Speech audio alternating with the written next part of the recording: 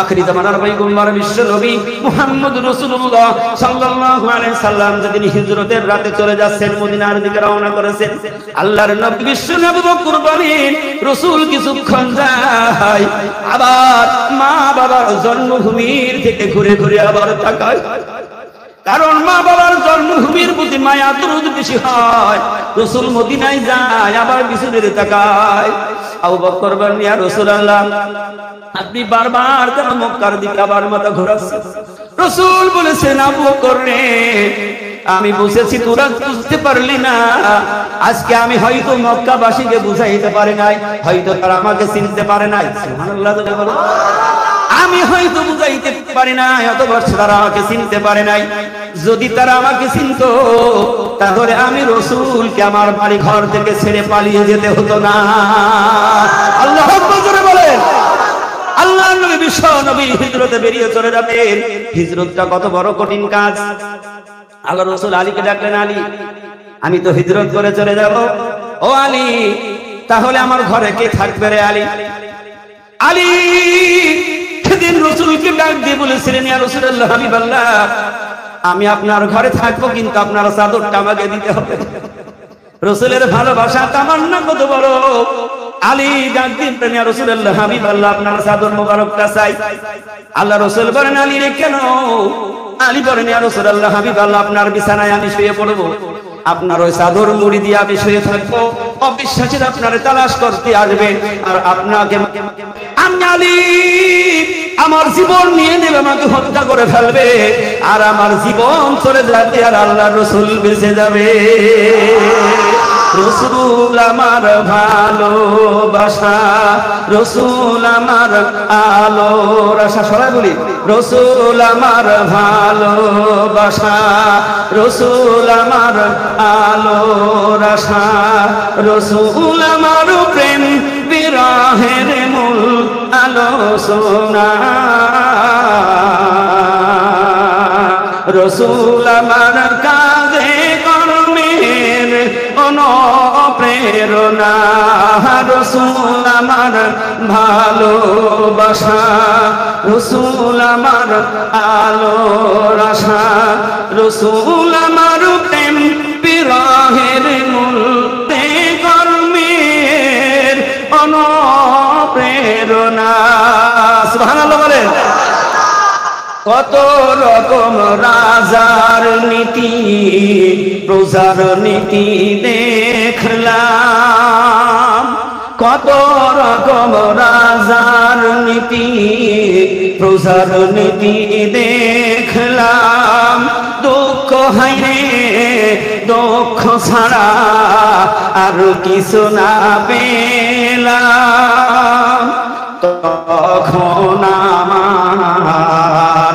তখন আমার মনে পড়ে ওই নাম মদিনা,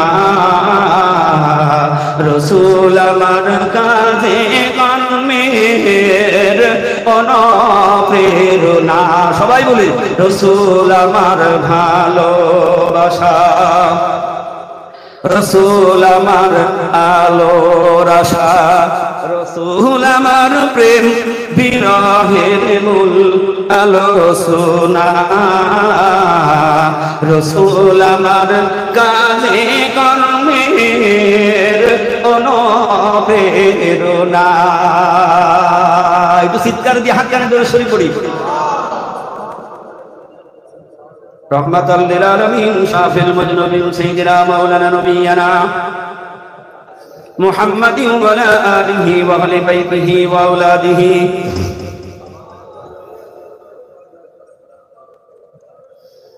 ওয়া আলা আলি সাইয়্যিদিনা ইব্রাহিম ইন্নাকা হামিদুম মাজিদ। সুবহানাল্লাহ জোরে বলেন।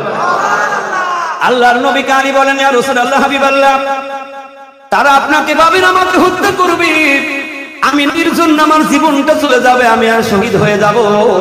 আমার মনের তামান্না হলো কিয়ামতের দিন আল্লাহ রাব্বুল আলামিন কোন শহীদের হিসাবে নেবে না। সুবহানাল্লাহ জোরে বলেন। আল্লাহ রাসূল হিজরতের জন্য রওনা করলেন। আবু বকরের ঘরের দরজায় কি একটা টোকা দিলেন। আবু বকর সাথে সাথে রাসূলের প্রেমিক আবু বকর এক সেকেন্ড দেরি করে নাই, দরজা খুলে দিলেন। আল্লাহ রাসূল বলেন, আবু বকর রে, এই রাত গভীর আর তুমি এক ডাকে দরজা খুলে দিলে, আবু বকর তুমি কি ঘুমাও না? সেদিন আবু বকর বলেছিলেন, ইয়া রাসূলুল্লাহ, হাবিবাল্লাহ, এই রাতের অপেক্ষায় 6 মাস আমি দরজায় দাঁড়িয়ে আছি। তাই আবু বকর সিদ্দিক রাদিয়াল্লাহু তাআলা আনহু উমরকে একদিন ডেকে বললেন, উমর, আসো দুইজনের নেকি বদলা বদলি করি। তওবাকারীর নেকির ওজন কত মাওলানা আরিফ সাহেব বুঝিয়েছেন, অনেক বয়ান করেছেন। আবু বকর সিদ্দিক রাদিয়াল্লাহু তাআলা আনহু ডাক দিলেন, ওমর, তোমার নেকি আমার দাও আর আমার নেকিগুলি তুমি নিয়ে নাও। সুবহানাল্লাহ করে বলেন। আবু বকর বলেন, তোর নেকি আমার দে। উমর বড় খুশি হয়ে গেলেন। উমর খুশি হয়ে বলেন, আবু বকর ভাই, কেন আমার নেকি তুমি নেওয়ার জন্য এত তামান্না করো? আবু বকর বলেন, ওমর রে, যে যত বেশি গুনাহ করে ওই ব্যক্তি যদি তওবা করে, আর ওই তওবা করার কারণে ওই ব্যক্তি বেশি নেকির মালিক হয়ে যায়। ওমর ডাক দিয়ে বলেন, আবু বকর রে, আমি তোমার জীবনের নেকির আমার আশা নেই, আমি তোমার জীবনের পুরো নেকি নেব না, একটা রাতের নেকি আমার দরকার। আওয়াজ দিয়ে বলো সুবহানাল্লাহ। আবু বকর বলেন, উমর রে, কোন রাতের ইবাদতের কথা তুই চাস? উমর ডাক দিয়ে বলেছিলেন, আবু বকর, সেই রাত যেই রাত তুমি নবীর সাথে হিজরত করে মদিনায় চলে গিয়েছিলে, ওই মদিনার পথে